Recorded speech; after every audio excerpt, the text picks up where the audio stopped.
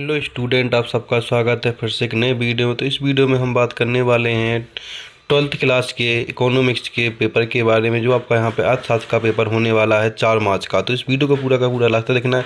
सारे के सारे प्रश्न आपको इस वीडियो में सॉल्व कराए जाएंगे, पूरे के पूरे A to Z तक जितने प्रश्न आपके इसमें होते हैं सारे के सारे प्रश्न विद आंसर के साथ सॉल्व कराने पूरे के पूरे कराने वाला हूँ। बस वीडियो को पूरा का पूरा लास्ट तक देखने का। चैनल पर पहली बार चैनल को आपको यहाँ पर सब्सक्राइब कर लेना है। यहाँ पे आप देख सकते हैं कि आपको यहाँ पे सबसे ऊपर अपना रोल नंबर डाल लेना है। ये आपका पेपर कोड हो जाता है, ये आपका यहाँ पे सेट हो जाता है। यहाँ पर टोटल 23 प्रश्न होने वाले हैं, 3 घंटे का समय मिलने वाला है और टोटल आपके यहाँ पे मार्क्स 80 नंबर का पूरा पेपर आपका ही होने वाला है। तो जो भी स्टूडेंट के पास इकोनॉमिक्स इस वीडियो को पूरा का पूरा देख ले, आपको पूरे के पूरे 80 के 80 नंबर इसी वीडियो के माध्यम से आने वाले हैं। तो पूरा का पूरा पेपर सॉल्व कराया जाएगा विद आंसर के साथ। बस वीडियो को पूरा का पूरा लास्ट तक देखते रहना। अगर इसका PDF चाहिए तो PDF के लिए वीडियो को पूरा का पूरा लास्ट तक देखना। इसके लास्ट में बताएंगे कि PDF आपको इसका कहाँ मिलने वाला है। बस वीडियो में आपको पूरा का पूरा बनाना है। चलो पहले प्रश्न, क्योंकि पहला प्रश्न इसमें क्या पूछेगा उसकी हम यहाँ पे बात कर लेते हैं। तो यहाँ पे आपको नीचे निर्देश दे रखे, इन सारे के सारे निर्देशों को पढ़ लेना है, जिससे आपको पूरा का पूरा पेपर समझ में आ जाएगा कि पेपर में क्या पूछा गया और क्या नहीं पूछा गया। तो इनको आपको यहाँ पे ध्यान से पढ़ लेना है। हम पहले प्रश्न की ओर चलते। पहला प्रश्न इसमें क्या पूछेगा उसकी हम यहाँ पे बात कर लेते हैं। तो आपके सामने यहाँ पे पहला प्रश्न पूछा गया, हम इसकी बात कर लेते हैं। पहला प्रश्न पूछा गया कि सही विकल्प चुनकर लिखिए, जो टोटल आपके यहाँ पे 6 नंबर के होने वाले हैं। तो पहला पूछा गया कि व्यष्टि अर्थशास्त्र में निम्न में से किसका अध्ययन किया जाता है। व्यष्टि अर्थशास्त्र में निम्न में से किसका अध्ययन किया जाता है वो आपको यहाँ पे बताना है। तो यहाँ पे आपका व्यक्तिगत इकाई का अध्ययन किया जाता है, तो ऑप्शन ए हो जाएगा यहाँ पे। ठीक है आपका। इसके बाद दूसरा पूछा गया कि जब कुल उपयोगिता अधिकतम होती है तब सीमांत उपयोगिता कैसी होती है। तो यहाँ पे आपका ऑप्शन सी हो जाएगा, शून्य होती है। ठीक है। इसके बाद प्रश्न नंबर तीसरा पूछा गया कि औसत लागत वक्र का आकार होता है कैसा होता है। तो यहाँ पे यू अक्षर जैसा होता है। तो यहाँ पे ए ऑप्शन हो जाएगा। इस तरह से आगे सारे प्रश्न कराने वाला हूँ विद आंसर। वीडियो में आपको यहाँ पे पूरा का पूरा बना रहना है। अब हम बात कर लेते हैं यहाँ पे प्रश्न नंबर 4 की। प्रश्न नंबर 4 में पूछा गया कि यहाँ पर पूछा गया है कि कृषि वस्तुओं के लिए कीमत निम्नतम सीमा को क्या कहा जाता है। तो यहाँ पे आपका ऑप्शन आ जाएगा न्यूनतम समर्थन मूल्य कहा जाता है चौथे में। पांचवें पूछा गया कि समूह की बनावट पर ध्यान ना देना किस अर्थशास्त्र की प्रमुख समस्या है। तो यहाँ पे आ जाएगा समष्टि अर्थशास्त्र की समस्या, ऑप्शन बी आ जाएगा। ठीक है। इसके बाद 6 में पूछा है कि भारत का केंद्रीय बैंक निम्नलिखित में से कौन सा है। तो यहाँ पे आपका आ जाएगा RBI भारत का केंद्रीय बैंक है। तो इस तरह से आपके सारे के सारे बहुविकल्पीय प्रश्न होते हैं, इनको आपका यहाँ पे अच्छे से याद कर लेना है, जो आपके पेपर की दृष्टि से बहुत ही इंपॉर्टेंट होने वाले हैं। इस तरह से सारे के सारे प्रश्न कराने वाला। वीडियो को आपको पूरा का पूरा देखना और वीडियो को आपको यहाँ पर सब्सक्राइब कर लेना है। अब हम यहाँ पे बात कर लेते हैं प्रश्न नंबर नेक्स्ट की। तो प्रश्न नंबर नेक्स्ट क्या पूछेगा हम उसकी बात कर लेते हैं। तो यहाँ पे प्रश्न नंबर नेक्स्ट पूछा गया आपसे। प्रश्न नंबर दूसरा पूछा गया। दूसरे में पूछा गया कि रिक्त स्थानों की पूर्ति कीजिए, जो टोटल आपके यहाँ पे 6 प्रश्न पूछे गए, 6 नंबर के आपके यहाँ पे होने वाले हैं।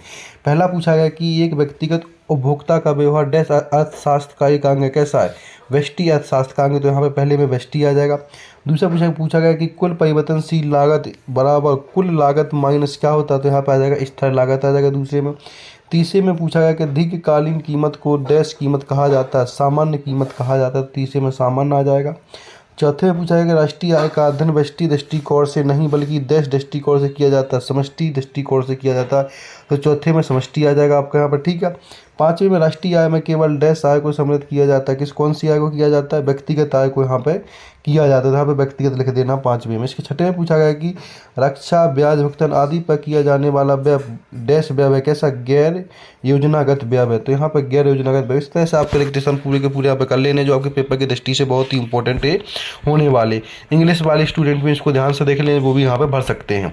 अब हम बात कर लेते हैं प्रश्न नंबर 30 की। प्रश्न नंबर 30 में पूछा गया कि सत्य असत्य का चयन कीजिए, जो टोटल आपके 6 नंबर के यहाँ पे होने वाले हैं। तो पहला प्रश्न पूछा गया है कि व्यष्टि अर्थशास्त्र में समूह का अध्ययन किया जाता है, सही या गलत। तो यहाँ पे हो जाएगा असत्य हो जाएगा पहला। दूसरा पूछा गया कि पूछा गया कि कीमत तथा मांग में हमेशा सीधा संबंध होता है। ये भी आपका यहाँ पे असत्य हो जाएगा। ठीक है। दूसरा भी असत्य हो जाएगा आपका यहाँ पे। इसके बाद तीसरा पूछा गया कि कुल उत्पादन को MP से प्रदर्शित किया जाता है, सत्य या असत्य है। ये आपका यहाँ पे सत्य, ये आपका यहाँ पे असत्य हो जाएगा। चौथा पूछा गया कि व्यक्तिगत इकाइयों का अध्ययन व्यष्टि अर्थशास्त्र में किया जाता है। ये आपका यहाँ पे सत्य हो जाएगा। पांचवा पूछा गया कि उपभोग फलन अपूर्ण रोजगार साम्य की व्याख्या करता है। ये आपका यहाँ पे सत्य हो जाएगा। छठा बैंक दर बढ़ने पर विदेशी विनिमय दर देश के पक्ष में हो जाती है, ये आपका यहाँ पर सत्य हो जाता है। इस तरह से आपका पूरे के पूरे सत्य असत्य कर लेने जो आपकी पेपर की दृष्टि से बहुत ही इंपॉर्टेंट होने वाले हैं। अब हम नेक्स्ट क्वेश्चन की बात कर लेते हैं। नेक्स्ट क्वेश्चन क्या पूछेगा उसकी यहाँ पे बात कर लेते हैं। तो नेक्स्ट क्वेश्चन पूछा गया प्रश्न नंबर 4। प्रश्न नंबर 4 में पूछा गया है कि सही जोड़ी बनाकर लिखिए। जो टोटल आपकी यहाँ पर 7 नंबर की होने वाली पूरी की पूरी सही जोड़ी, इन जोड़ियों को भी आपको यहाँ पर ध्यान से याद कर लेना है। तो यहाँ पे पहली जोड़ी मिला लेनी है NNP, ये आपकी यहाँ पे हो जाएगी शुद्ध राष्ट्रीय आय, B से मिला देना। GNNP आपकी यहाँ पे हो जाएगी सकल राष्ट्रीय उत्पाद हो जाएगा। वस्तु विनिमय की कठिनाई, तीसरी आपकी दोहरा सहयोग का अभाव हो जाएगा। D4 पूछा गया कि MPC आपका यहाँ पर सीमांत उपभोग प्रगति हो जाएगी। 5वां पूछा जाएगी कि केंद्रीय बैंक RBI हो जाएगी आपकी यहाँ पे।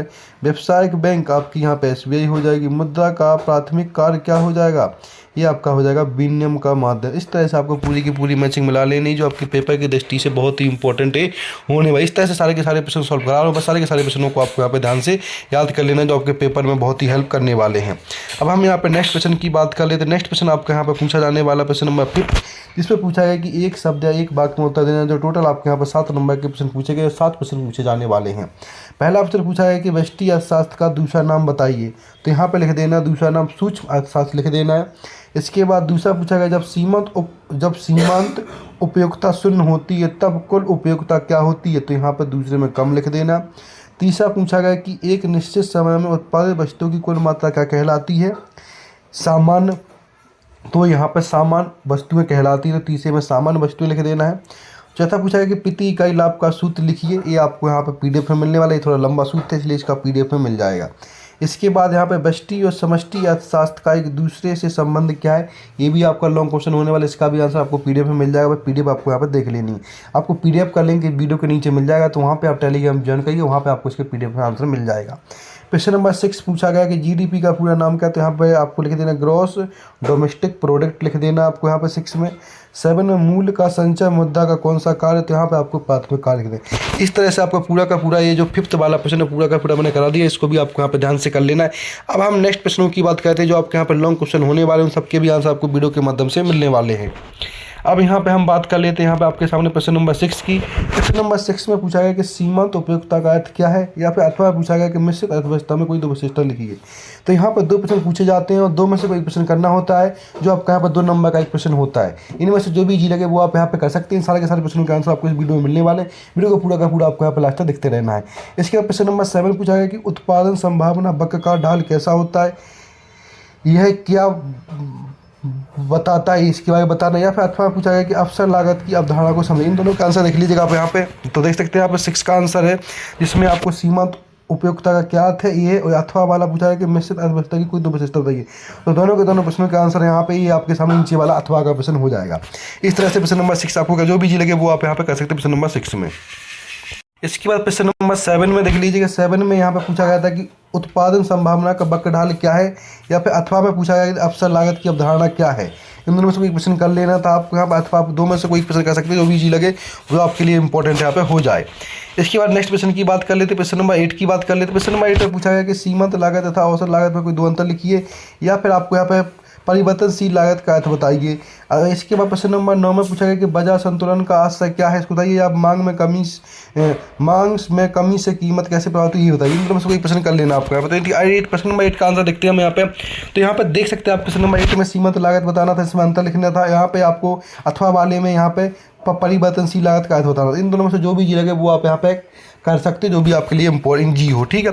इसके प्रश्न नंबर 9 में क्या पूछा गया था। प्रश्न नंबर 9 में पूछा गया था कि बाजार संतुलन का आशय क्या है, और अथवा में पूछा गया था मांग में कमी से कीमत पर प्रभाव क्या है। ये मांग में कमी से अथवा वाला प्रश्न हो जाता है। एक प्रश्न में दोनों ही प्रश्न में करा रहा हूँ, जो अथवा वाला भी आपको यहाँ पे नीचे मिल जाएगा, ठीक है।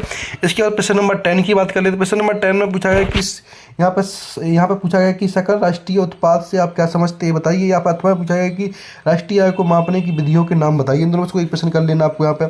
या प्रश्न नंबर 11 RBI की कोई 2 कार्य लिखिए। या अथवा में एक देश का केंद्रीय बैंक किन रीतियों से साख को नियंत्रित करता है, ये बता दीजिए।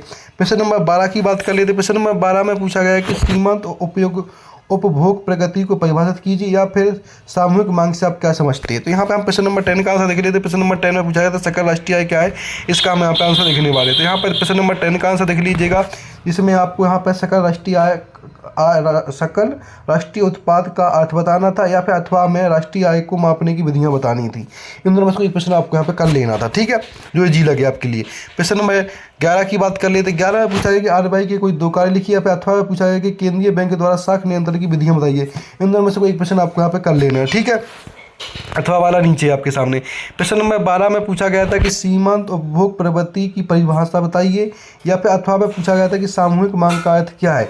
इन दोनों में से कोई प्रश्न कर लेना, जो भी इजी लगे आप वो आप यहाँ पे कर सकते हैं, जो आपको याद करने में जी वो इनमें दोनों में से कोई प्रश्न आप यहाँ पे कर सकते हैं। अब हम बात कर लेते हैं यहाँ पे प्रश्न नंबर 13 की बात। प्रश्न नंबर 13 में क्या पूछा गया उसकी बात कर लेते हैं। प्रश्न नंबर 13 में पूछा गया कि राष्ट्रीय आय गणना की किन्हीं दो विधियों के नाम बताइए, या फिर अथवा में सरकारी बजट के कोई दो कार्य उद्देश्य लिखिए। इसके 14 में अल्पकाल तथा दीर्घकाल किसे कहते हैं इसके बारे में बताइए, या फिर बजट रेख किसे कहते हैं इसके बारे में बताइए। तो इनमें देख लेते हैं प्रश्न नंबर 13 का आंसर क्या है। तो यहाँ पे प्रश्न नंबर 13 का आंसर देख सकते हैं, जहाँ पे आपको राष्ट्रीय आय की गणना की विधियां बतानी थी ये, या अथवा में आपको यहाँ पे सरकारी बजट के उद्देश्य बताने थे। इन दोनों से प्रश्न कर लेना है, आपके 2 नंबर यहाँ पे पक्के हो जाते हैं। प्रश्न नंबर 14 में पूछा गया था कि अल्पकाल की परिभाषा बताइए और दीर्घकाल की परिभाषा बताइए। अथवा वाले प्रश्न में पूछा गया था कि बजट रेखा क्या है, इसके बारे में बता देना आपको यहाँ पर, ठीक है। अब हम प्रश्न नंबर नेक्स्ट की बात कर ले। प्रश्न नंबर नेक्स्ट आपका यहाँ पे 15 हो जाता है। 15 में पूछा गया कि अनाधिमान वक्र किसे कहते हैं। अथवा में पूछा गया कि अनाधिकार मानचित्र बताइए, इसका मानचित्र बना देना है। प्रश्न नंबर 16 में व्यष्टि अर्थशास्त्र की कोई 3 विशेषताएं लिखिए, जो आपका यहाँ पर 3 नंबर का होने वाला 16 से। अथवा पूछा गया कि किसी अर्थशास्त्र की 3 केंद्रीय समस्याओं का उल्लेख कीजिए। प्रश्न नंबर 17 पूछा गया पूर्ण प्रतिस्पर्धा के कोई 3 लक्षण बताइए, या फिर अथवा में पूछा गया कि लाभ अधिमितीकरण की कोई 3 शर्त लिखी। इन दोनों में से कोई प्रश्न आपको यहाँ पे कर लेना है। तो हम बात कर लेते हैं प्रश्न नंबर 15 में। प्रश्न नंबर 15 में पूछा जाता है कि अधिनियमकरण वाक्य क्या, इसके बारे में बताइए। और अथवा में पूछा जाता है कि